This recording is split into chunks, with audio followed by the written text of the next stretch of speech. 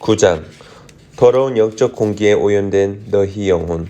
이스라엘아, 광란의 파티로 너희 삶을 허비하지 마라. 이교도들과의 파티로 너희 삶을 탕진하지 마라. 너는 틈만 나면 너희 하나님을 저버리면서 거리의 음란한 종교 파티에 끼어들어 닥치는 대로 창녀처럼 내 자신을 판다.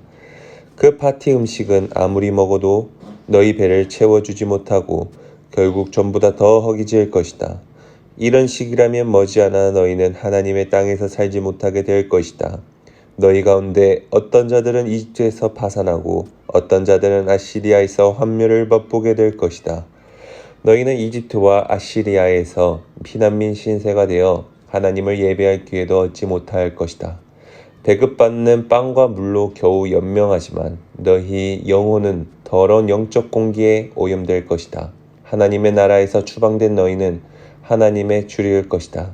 너희는 옛 거룩한 날들을 그리워하게 될까? 하나님의 축제일들을 그리워하게 될까? 조심하여라. 용케 작은 재난을 피해 간다고 해도 결국 너는 이집트의 불구덩이 속으로 들어가게 될 것이다. 이집트는 너희에게 저승사자가 될 것이다. 잡초밭에서 근근히 목숨을 부지하는 너희에게 은으로 만든 신이 무슨 도움이 되겠느냐? 시간이 다 되었다. 재앙이 문턱까지 와 있다. 빚을 청산해야 할 날이다. 이스라엘이 이렇게 고함쳤느냐? 저 예언자는 미쳤다. 영의 사람은커녕 미치광일 뿐이다 라고 고함쳤느냐? 다시 생각하여라. 너희가 지금 큰 공경에 처한 것은 너희의 큰 죄 때문이다. 그 예언자는 지금 하나님의 명을 받아 일하며 에브라임을 보살피고 있다. 그러나 모두가 그에게 딴죽을 걸려고 하니 그는 모든 곳에서 심지어 하나님의 집에서도 미움을 받는다. 백성은 갈수록 질이 나빠지고 오래전 기브아에 있었던 범죄, 차마 입에 담기도 역겨운 그것에 버금가는 죄를 짓는다. 하나님께서 그들의 죄를 모두 기록해 두고 계시니 그들로 죄의 대가를 치르게 하실 것이다. 돼지가 오물에 빠지듯 죄에 빠졌다. 오래전 내가 이스라엘을 처음 만났을 때 마치 사막에서 포도송이를 만난 것 같았다. 내가 너희 조상을 발견했을 때 마치 열매 맺는 무화과 나무를 처음 발견한 것 같았다. 그러나 이방 산당 바알보올에 이르자 그들은 돼지가 오물에 빠지듯 죄에 빠졌고 새로 알게 된 친구들과 함께 진창을 뒹굴었다. 이제 에브라임은 검정 새떼처럼 변덕스럽고 산만하다.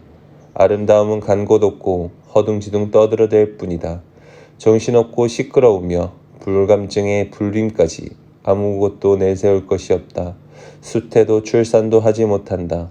설령 아기를 낳는다 해도 나는 그들에게 부모 자격이 없다고 선언하고 아이들을 빼앗아 갈 것이다. 그렇다. 내가 등 돌리고 떠나면 암흑의 날이 이 말이라. 내가 보니 에브라임은 자녀들이 미쳐 날뛰는 것을 방관하고 있구나. 차라리 그들을 잡아다가 당장 죽이는 편이 나으려면 하나님 그들에게 주십시오. 그들에게 메마른 자궁과 말라붙은 젖가슴을 주십시오. 길가래 이방 산당에서 그들의 악이 모두 드러났다. 오, 그곳에 있는 자들은 내가 얼마나 혐오하는지. 그처럼 악한 짓을 저지른 그들, 내 땅에서 내쫓을 것이다.